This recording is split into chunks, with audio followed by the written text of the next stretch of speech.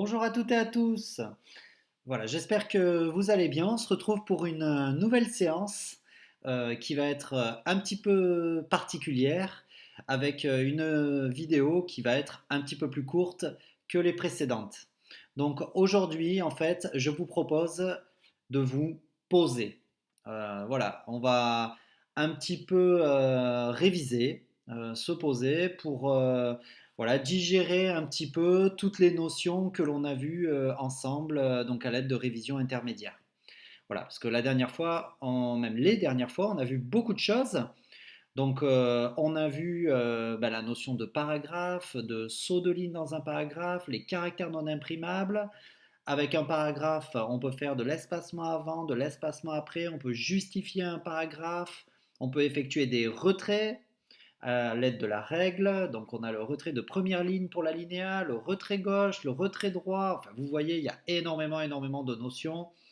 Je passe bien évidemment sur ce que l'on a vu la dernière fois. En plus, donc avec les tableaux, on a vu les bordures, les trames de fond, la fusion de cellules. On a vu qu'on pouvait calculer des éléments dans un tableau automatiquement, que l'on pouvait trier des tableaux. On a vu les caractères spéciaux et notamment ceux de la police Wingdings, voilà, qui sont assez utiles. Donc il y a énormément de notions simplement en deux séances. Donc je vous propose deux exercices de synthèse sur cette séance qui vont vous permettre voilà, de revoir un petit peu tout ça dans d'autres exercices. Et cette séance ne sera consacrée qu'à ça. Donc on va aller sur la plateforme pédagogique, comme d'habitude. Donc tout en bas, vous allez avoir donc le sujet de révision. Donc là, on avait fait tous ces éléments-là, hein. J'ajoute à chaque fois pour les étudiants de l'IUT de Bayonne, je leur ajoute voilà, des petites vidéos utiles voilà, sur la mise en forme des paragraphes ou comment annoter des PDF, des petites vidéos utiles complémentaires à ce que l'on voit ensemble. Pareil pour les tableaux et les caractères, voilà, je leur mets deux petites vidéos, mais pour ceux qui ne sont pas étudiants à l'IUT de Bayonne, vous pouvez aller sur YouTube, hein, vous tapez les tableaux, même quelque chose de spécifique sur un tableau, fusion de cellules, trame de fond, et vous avez énormément du tutoriel sur une petite spécificité sur lesquelles vous avez des problèmes et qui peut être présenté de façon différente de ce dont je vous propose, et c'est tant mieux, parce que peut-être que voilà, c'est vrai que je déroule des séances de façon très longue, parce que je veux faire voilà, un cas complet, mais rien n'empêche voilà, de compléter ma vision des choses avec d'autres visions complémentaires qui vous présenteront une fonctionnalité de façon différente, et peut-être même avec des choses supplémentaires que je n'ai pas vues avec vous. Donc nous ici, on va aller dans le dernier encart ici, donc les révisions intermédiaires sur Word, hein, des révisions sur uniquement deux séances de 2 heures. Voilà, donc on va quand même se poser. Donc ici, vous avez le sujet d'aujourd'hui que l'on va ouvrir. Voilà, ça va apparaître à notre écran. Voilà.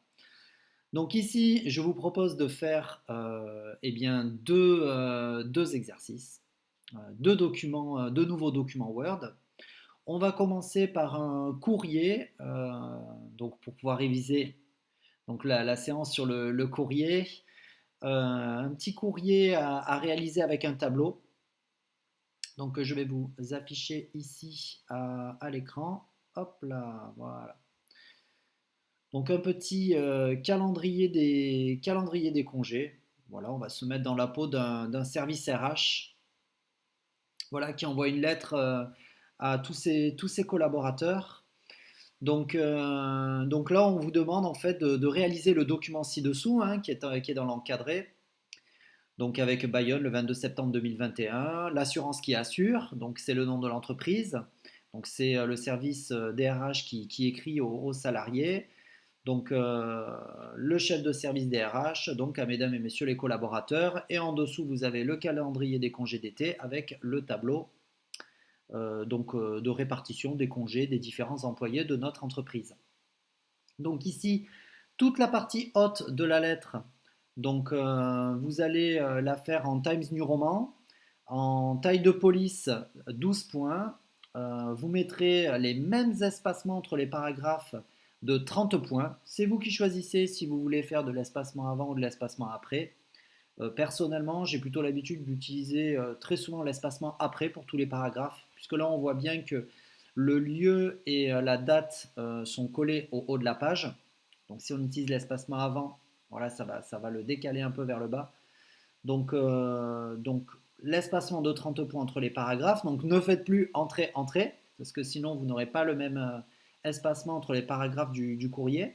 On peut s'interroger aussi sur le nombre de paragraphes qui se trouvent en haut de ce courrier avant le calendrier des congés d'été. Donc c'est à vous de réaliser ces paragraphes correctement, de mettre le bon nombre de paragraphes. On a un petit interligne de 1,5 pour les destinataires, c'est-à-dire la partie qui est sur la droite du courrier, le chef de service A et mesdames, messieurs les collaborateurs. Donc là, on a un interligne entre ces trois lignes, ce qui signifie qu'il s'agit d'un seul et unique paragraphe de 3 lignes. Voilà, donc je vous donne un peu des indications pour vous en sortir. Voilà, ensuite le titre, calendrier des congés d'été. Donc c'est du Times New Roman, un petit peu plus grand au niveau de la taille de la police, c'est 18 points en gras souligné, toujours espacement donc en amont et en aval, donc avant-après de 30 points. Et ensuite vous avez le tableau du dessous. Donc vous avez au niveau des mois, donc sur l'entête de colonne et au niveau des prénoms des salariés. Donc là, je vous ai mis des indications. Times New Roman, 14 points au niveau de la taille de la police, en gras, centré horizontalement et verticalement. Donc tous les éléments textuels que vous avez dans les cellules, regardez bien, c'est vraiment au milieu de la cellule, donc centré horizontalement et verticalement. Et ensuite, au niveau du tableau des semaines, donc c'est la partie qui se trouve juste en dessous de juillet et août, donc semaine 28, 29, 30. Là, c'est en Times New Roman 11 points, un petit peu plus petit, et également c'est centré horizontalement et verticalement. Si vous faites un petit peu attention, donc il y a des révisions de la fois dernière, donc la gestion des bordures et trames. Il y a aussi les petites hachures que l'on voit en haut à gauche du tableau. Voilà, donc ça on l'avait vu aussi lors du devis de l'entreprise Matsky, c'est-à-dire la vidéo précédente. On avait vu comment faire. Et ensuite, eh bien, les couleurs, vous avez ici au niveau des couleurs la trame de fond à utiliser pour pouvoir mettre les couleurs dans les cellules de notre tableau. Alors soyez vigilants parce qu'au niveau du tableau, il y a deux petites choses. La première, c'est que vous constaterez que toutes les largeurs de colonnes, donc par exemple la colonne des prénoms, la colonne semaine 28, semaine 29 jusqu'à semaine 35, toutes ces colonnes-là font la même largeur, exactement la même largeur. Et au niveau des lignes, toutes les lignes du tableau, juillet, août, semaine 28, Anne, Paul, Alain, toutes ces lignes font la même hauteur. Donc il n'y a pas des colonnes plus grandes que d'autres et il n'y a pas des lignes plus hautes que d'autres. Elles font toutes la même taille en largeur et en hauteur. Donc soyez un petit peu vigilants puisque je sais que vous allez utiliser peut-être l'outil manuel pour pouvoir décaler les largeurs de colonnes. Et du coup, voilà, on va pas avoir, ça va pas être joli. Donc du coup, là, tout est de la même hauteur et de la même largeur. Donc à vous de vous en sortir. Mais sachez que dans Word, il y a toujours des petites options cachées qui permettent de faire ça automatiquement. À vous de les trouver un petit peu. Deuxième petite chose, au niveau du tableau, on va utiliser une fonction que nous n'avions pas vue la dernière fois, donc l'option fractionner. Donc on peut fusionner une cellule, c'est ce que vous devrez faire pour écrire le texte juillet et août, bien centré au milieu au-dessus des 4 semaines de juillet et des 4 semaines d'août. Mais si vous regardez par exemple pour Marie en semaine 31, lorsqu'elle pose ses congés, elle ne pose pas ses congés toute la semaine, elle pose ses congés qu'à partir de la deuxième moitié de cette semaine-là. Donc là, cette cellule-là, elle a été fractionnée, coupée en deux. Donc là, cette fonctionnalité, vous la retrouverez un petit peu dans Word. Alors je vous donne à chaque fois un petit peu des petites nouveautés dans les exercices de révision pour compléter un petit peu les acquis. L'option fractionnée, vous l'avez aussi pour Julie, en semaine 28, en semaine 29. Vous aurez des petites cellules à couper en deux. Voilà. Donc également au niveau des symboles, pour réviser, alors a priori il n'y a pas de symbole de la police Wingdings, mais par contre il y a, là il faut être rigoureux, il y a des lettres capitales, donc des lettres en majuscules, qui ont des accents. Donc, par exemple, ici, le calendrier des congés d'été, donc tout est en lettres capitales, tout est en majuscules, mais par contre, sur les E majuscules, je souhaiterais qu'il y ait des accents.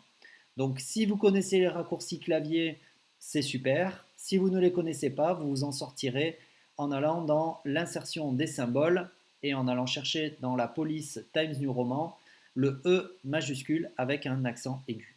Voilà. Alors après, vous verrez, ça peut vous apprendre les codes de caractère pour pouvoir insérer le caractère beaucoup plus vite avec un raccourci clavier alternative de ce code. Et du coup, ça vous évitera de passer systématiquement par le menu. Donc voilà pour ce premier document donc, que vous nommerez td4-congé.docx. Voilà, donc vous créez une nouvelle feuille vierge, vous construisez ce courrier-là de zéro, je ne vous donne pas le texte à taper, et ensuite vous sauvegardez régulièrement dans ce fichier-là que vous stockez dans un dossier TD4, bien sûr, et vous réalisez au mieux. Il faut commencer à avoir un petit peu l'œil aguerri au niveau du document. Vous faites au plus proche de ce modèle, je vous propose. Ensuite, le deuxième document à faire, eh bien, ce sera une petite annonce. Voilà, toujours pareil avec un tableau en guise de révision et puis, l'utilisation de caractères spéciaux. Voilà, donc un petit chalet à vendre donc à Barèges dans les Pyrénées. Donc là, on voit les symboles au-dessus et en dessous de à vendre chalet. Constatez que sur le A, il y a un accent grave. Donc il faudra insérer ce caractère-là avec l'accent donc dans l'annonce de la façon dont je l'ai fait ici dans le document. Il me semble que ici au niveau des polices à vendre chalet, je l'ai mis en Arial. Le reste, c'est dans Times New Roman. Voilà. Après, au niveau des tailles, je ne vous l'impose pas, vous faites comme vous voulez pour que ce soit un peu joli. Par contre, au niveau des petits symboles au-dessus de à vendre et en dessous de chalet, donc là, ces symboles-là, vous allez les retrouver dans une police que l'on a déjà vue ensemble, la police Wingdings. Donc les petits carrés là avec des arrondis. Voilà, vous allez les retrouver dans Wingdings, comme le téléphone juste avant pour visiter et comme pour la paire de ciseaux que vous voyez donc en bas pour pouvoir détacher les petits coupons. Alors là, vous allez me dire, mais où est le tableau? Eh bien, en fait, le tableau est juste en dessous de pour visiter. Donc, vous voyez ici Chalet Luxe avec le numéro de téléphone à chaque fois avec un texte qui est orienté, voilà, non pas de gauche à droite, mais de bas en haut. Donc là, pour faire cette partie-là, j'ai utilisé un tableau. Donc un tableau avec une bordure vers le haut. Certaines cellules de ce tableau sont coupées avec des petits pointillés. Et ensuite, dans une cellule du tableau, petite nouveauté que l'on n'avait pas vue ensemble la dernière fois, eh bien, on peut intégrer du texte dans un tableau et faire une rotation de texte à 90 degrés pour pouvoir justement faire cette orientation de texte telle que vous la voyez ici dans le sujet. Alors ici, par contre, il y a des petits, on va dire, ce ne sont pas des pièges, mais il y a des petites actions ici euh, pour pouvoir arriver à faire ce tableau-là, des petites actions vraiment spécifiques à faire. Alors, déjà, la première question pour le faire qu'il faudra vous poser, c'est combien il y a de colonnes et combien il y a de lignes. Alors, a priori, quand on regarde le tableau, on peut se dire, eh bien, il y a une ligne 6 colonnes. Et en fait, pas du tout. Il n'y a pas une seule ligne, il y en a deux lignes. Une pour celle qui concerne le texte qui est retourné, donc les 6 textes retournés sont sur une première ligne du tableau, et sur la deuxième ligne, vous avez les petites paires de ciseaux. Donc sur le niveau de la deuxième ligne du tableau, il n'y a aucune bordure, ni en contour, ni à l'intérieur. Donc ça va peut-être vous aider. Et au niveau du nombre de colonnes, eh bien je vous laisse chercher. Si vous avez trouvé, vous pouvez le mettre en commentaire de la vidéo pour aider les autres. si vous avez une âme charitable. Voilà. Donc je vous laisse réaliser ce document-là. Et si vous arrivez à faire le tableau d'en bas, c'est que vous maîtrisez correctement les tableaux. Voilà. Donc, si vous arrivez à faire les deux documents, donc le calendrier des congés d'été avec la petite lettre aux salariés de notre service DRH, ou même ou si vous arrivez à faire la petite annonce du chalet à vendre avec le tableau en dessous tel que je vous l'ai montré, eh bien, je vous invite à mettre un petit pouce pour m'indiquer que vous y êtes arrivé. Voilà. Et puis, si vous avez envie de donner des conseils à la communauté pour pouvoir réaliser ces documents-là, eh bien, vous pouvez ajouter des commentaires à la vidéo. Il n'y a pas de souci. Voilà. Donc, je vous souhaite bon courage à tous pour ce travail. Et voilà, j'espère que vous allez pouvoir réviser toutes les notions que l'on a vues ensemble, puisque forcément, lorsqu'on ne révise pas, lorsqu'on ne pratique pas souvent Word, eh bien, on perd toutes les notions euh, bah, que je vous ai présentées dans les vidéos précédentes. Donc c'est important de voir, revoir et surtout faire et refaire pour justement que toutes ces fonctionnalités de base, eh bien, voilà, vous les maîtrisiez et que vous vous en souveniez pour les repratiquer dans d'autres contextes professionnels. Voilà, donc je vous souhaite bon courage, bon travail à tous et à très bientôt pour une prochaine vidéo. Au revoir.